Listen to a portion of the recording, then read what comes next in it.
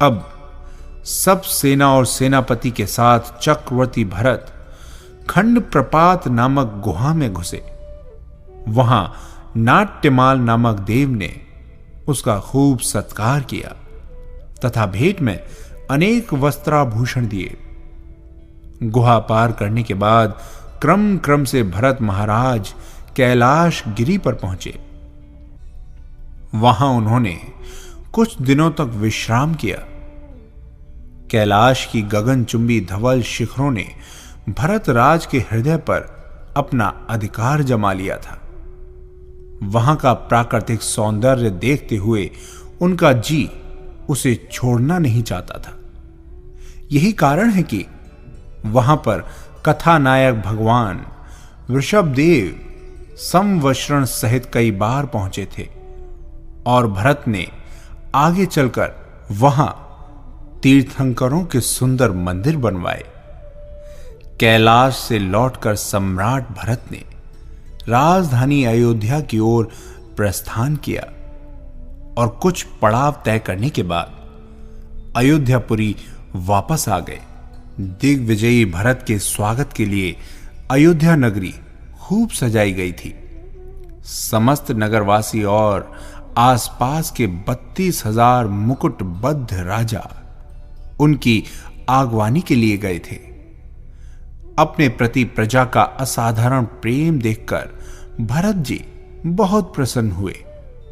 वे सब लोगों के साथ अयोध्यापुरी में प्रवेश करने के लिए चले। सब लोगों के आगे चक्र रत्न चल रहा था। चक्रवर्ती का जो सुदर्शन चक्र भारत वर्ष की 6 खंड वसुंधरा में उनकी इच्छा के विरुद्ध कहीं पर नहीं रुका था, वो पुरी में प्रवेश करते समय बाह्य द्वार पर अचानक रुक गया। यक्षों के प्रयत्न करने पर भी जब चक्र रत्न तिल भर भी आगे नहीं बढ़ा, तब चक्रवर्ती ने विस्मित होकर पुरोहित से उसका कारण पूछा। पुरोहित जी ने निमित्त ज्ञान से उसका कारण बतलाया कि अभी आपको अपने भाइयों को वश में करना बाकी है।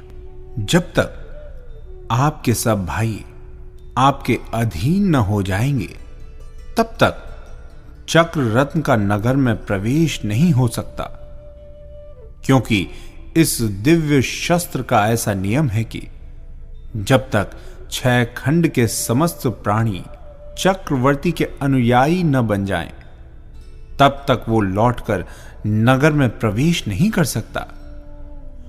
पुरोहित के वचन सुनकर चक्रवर्ती ने अनेक उपहारों के साथ अपने भाइयों के पास चतुर दूत भेजे और उन्हें अपनी अधीनता स्वीकार करने के लिए प्रेरित किया।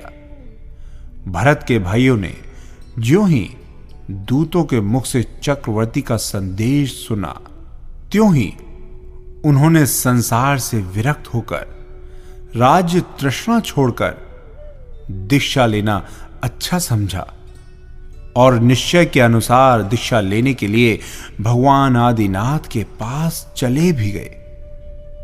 दूत ने लौटकर भरत जी से सब समाचार सुनाए।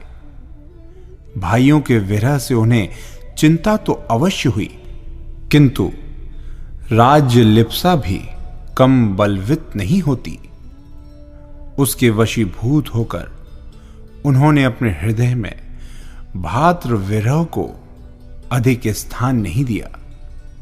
फिर उन्होंने अपनी दूसरी मां सुनंदा के पुत्र बाहुबली के पास एक चतुर दूत भेजा। उस समय बाहुबली पोदनपुर के राजा थे। वो दूत क्रम से अनेक देशों को लांघता हुआ पोदनपुर पहुंचा और वहां द्वारपाल के द्वारा राजा बाहुबली के पास अपने आने की खबर भेजकर राजसभा में पहुंचा।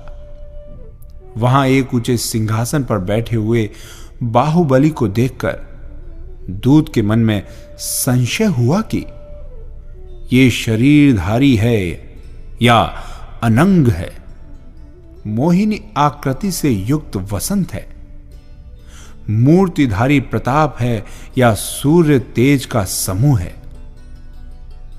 दूत ने उन्हें दूर से ही नमस्कार किया। बाहुबली ने भी बड़े भाई भरत के राजदूत का यथोचित सत्कार किया।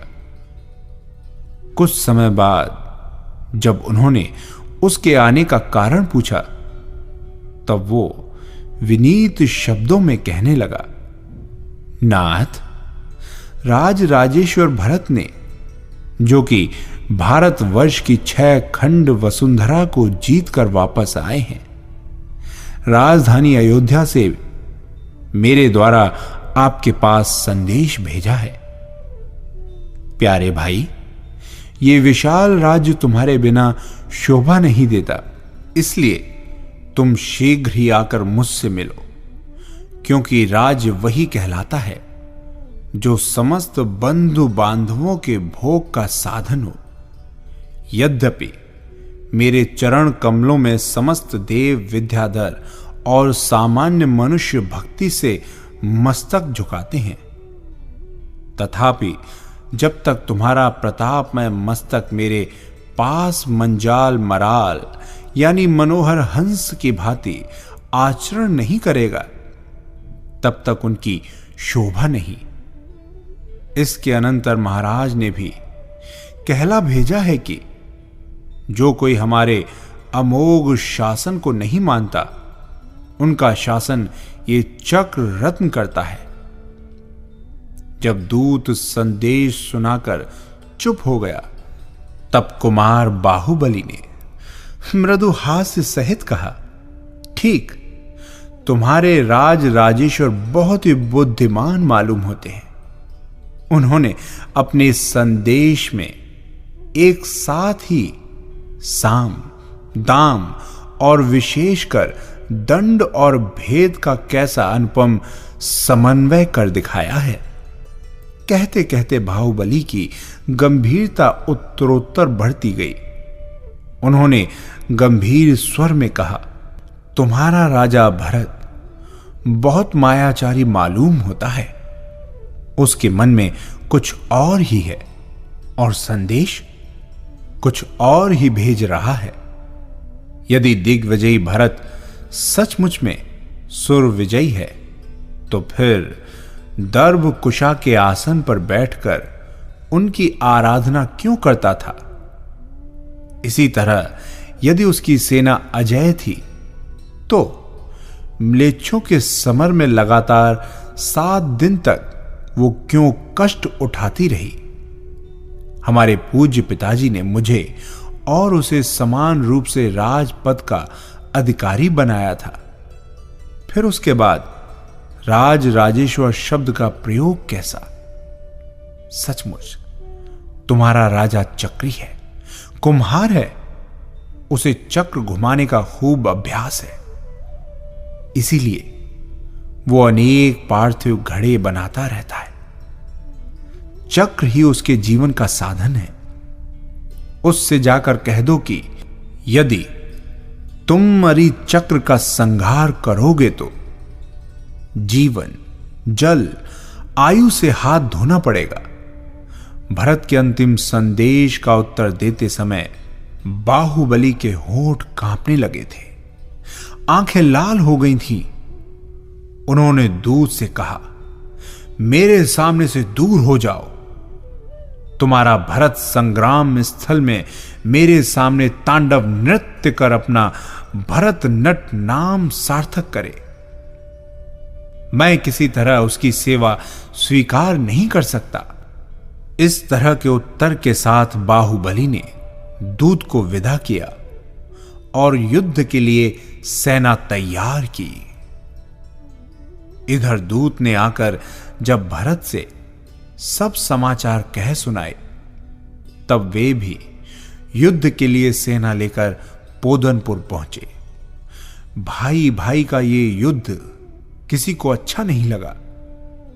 दोनों पक्ष के बुद्धिमान मंत्रियों ने दोनों को लड़ने से रोका, पर राज्य लिप्सा और अभिमान से भरे हुए उनके हृदय में किसी के भी वचन स्थान न पा सके। अंत में दोनों ओर के मंत्रियों ने एक मत हो भरत और बाहुबली से निवेदन किया कि